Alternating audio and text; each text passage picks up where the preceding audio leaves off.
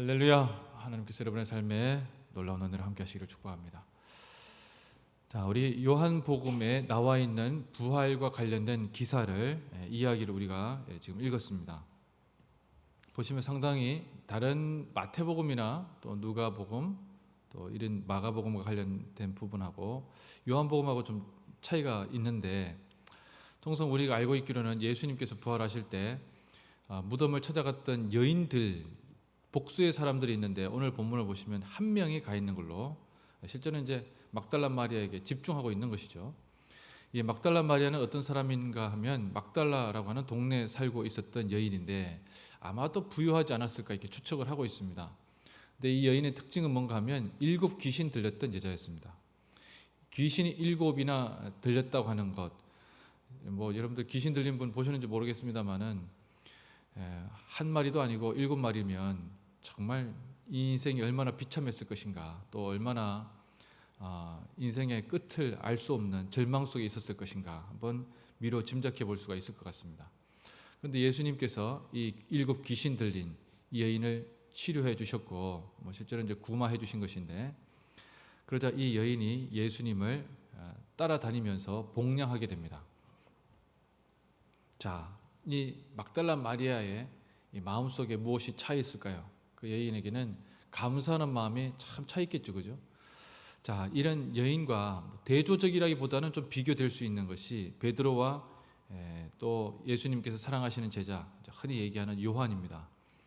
이 두 사람에게 예수님의 몸에 바를 향품을 가지고 갔는데 무덤에 돌이 제껴져 있으니까 깜짝 놀라서 이 시몬 베드로와 요한에게 왔다고 했어요. 자, 이 두 사람은 초대교회의 아주 중요한 인물이죠. 자, 그래서 이 두 사람이 그 유명한 다른박질을 시작합니다. 달리기인데, 시몬 베드로는 나이가 좀 많고 실제로 이제 예수님보다 나이가 많았다고 기록되어 있진 않지만 그렇게 추정이 되고, 요한 같은 경우에는 젊은 사람이라고 얘기를 합니다. 두 사람이 이제 새벽에 뛰는 거죠. 전속력으로 뛰는데 누가 빠르겠습니까? 당연히 젊은 사람이 빠릅니다. 근데 재미있는 것은 그 빈 무덤 안에 들어간 사람은 시몬 베드로가 처음이에요.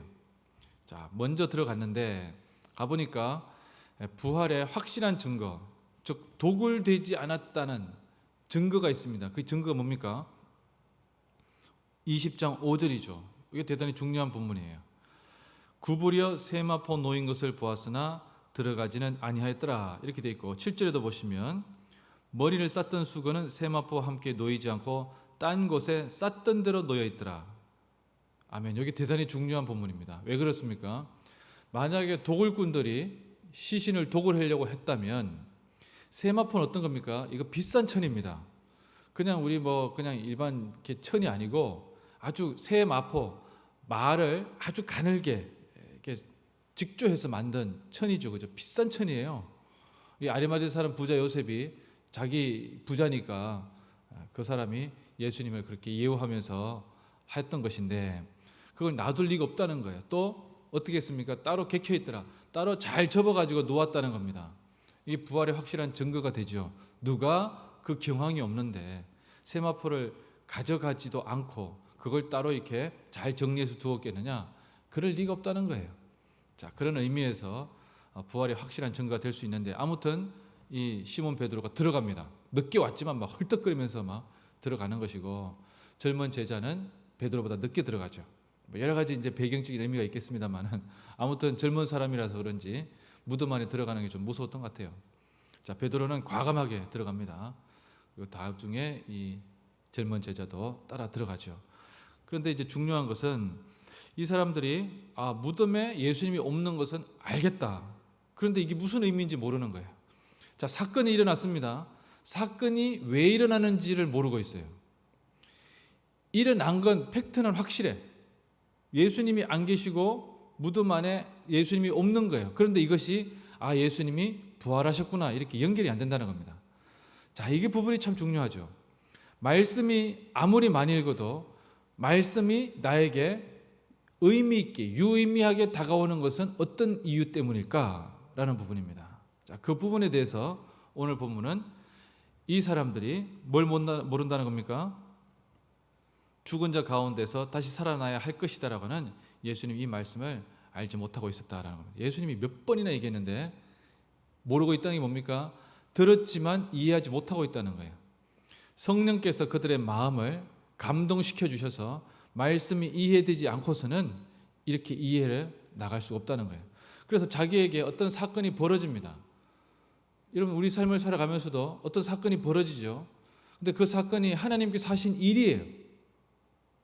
확실하게 하나님께서 하신 일인데 나는 알지 못하고 있어요. 이유가 뭡니까? 그것을 말씀의 눈으로 바라보지 못하면 아무리 그런 일이 일어난다 할지라도 다른 사람들은 야 이거 좀 신기하다. 신기한 거예요. 신기한 것이지 하나님께서 하신 것이라고 고백하지 못한다는 겁니다. 신자는 하나님께서 하신 것, 하나님께서 하신 역사하심 이것에 대해서 바라볼 수 있는 눈이 열려야 됩니다. 이건 뭐 자기가 노력해서 되는 게 아니고 하나님께서 그렇게 은혜를 주시죠. 자, 중요한 것은 자 그렇다면 베드로와 요한은 그런 일이 있었다는 거예요.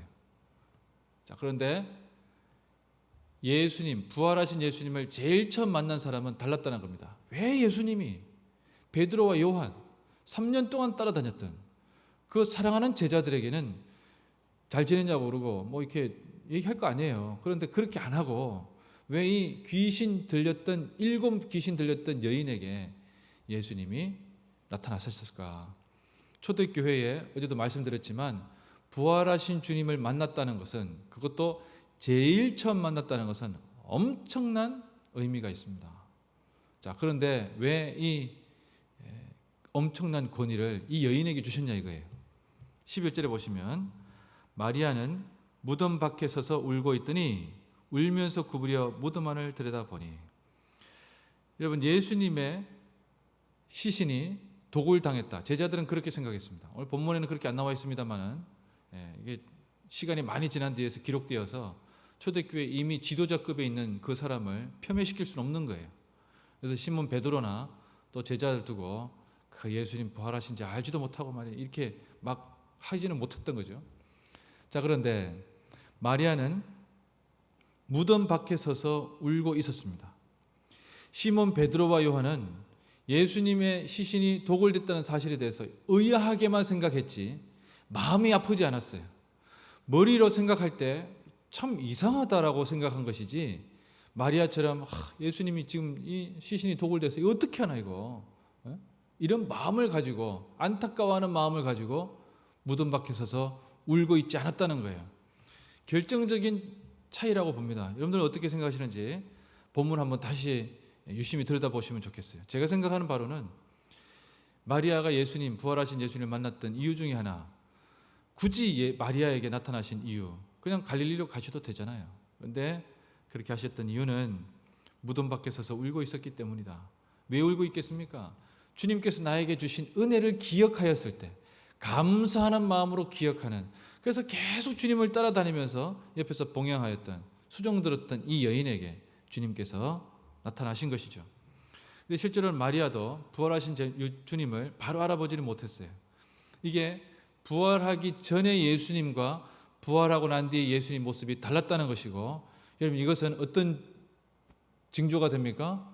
우리가 나중에 주님 앞에 나아갈 때 다 죽게 되죠. 죽고 난 뒤에 부활했을 때 우리의 모습이라는 겁니다. 잘 보시면 독특한 모습이 있어요. 어떤 겁니까? 벽을 막 통과합니다. 예? 그런데 또 어떤 것을 먹기도 해요. 독특합니다. 다른 모습이 되었다는 거예요. 자, 이것을 뭐 다음에 기회에 내일 좀 살펴보겠죠. 아무튼 오늘 본문의 가장 중심적인 대목은 예수님께서 그에게 16절에 마리아야 하고 부릅니다. 자, 예수님께서 부르시는 그 음성을 듣고 마리아가 바로 깨닫죠. 처음에는 뭐 눈물이 걸썽이는지 울어서 감정이 격했는지 어떤 상황인지 알지 못하지만 예수님인 줄도 모릅니다. 동산을 지키는 묘지직인 줄 알고 있었는데 예수님께서 마리아야, 얼굴을 보고 모습을 봐서는 이해할 수 없는 예수님이지만 마리아야 하고 친근하게 부르시는 예수님 모습에서 예수님인 줄 알게 됩니다. 여러분 이것이 오늘 본문이 우리에게 정말 여실하게 들려주고 있는 부활하신 주님을 만나는 사람의 이야기입니다. 여러분 우리가 우리의 삶을 살아가면서 주님을 만난다고 하는 것, 주님께서 하신 역사를 이해한다고 하는 것, 그것의 가장 본질은 우리가 주님 곁에 가까이 있을 때에 일어나는 일입니다. 즉 주님 곁에 말씀을 가까이 하고 예배에 가까이 하고 하나님께 드리는 이 기도의 시간을 가까이 하고 계속 그렇게 있을 때 부활하신 주님이 그에게 나타나 주는 겁니다. 그냥 주님 부활하셨구나, 또는 주님께서 다시 뭐 어떻게 되는지 잘 모르겠지만 됐구나 하고 자기 집에 돌아간 제자들이 아니라 계속 그 무덤 밖에서 예수님을 그리워하며 말씀이신 예수님을 생각하며 그 가운데 있었던 바로 그 여인에게 주님께서 말씀하셨다는 거예요. 마리아야, 이렇게 말씀하신다는 겁니다. 오늘 이 새벽에도 여러분들이 주님 안에서 함께 거하고 함께 있을 때 주님께서 여러분들에게 나타나 주시고 말씀하여 주실 줄로 믿습니다. 여러분의 이름을 부르며 잘 지내느냐, 잘하고 있느냐, 여러분이 간절한 마음으로 주님께 기도하는 우리가 되도록 합시다. 기도하겠습니다.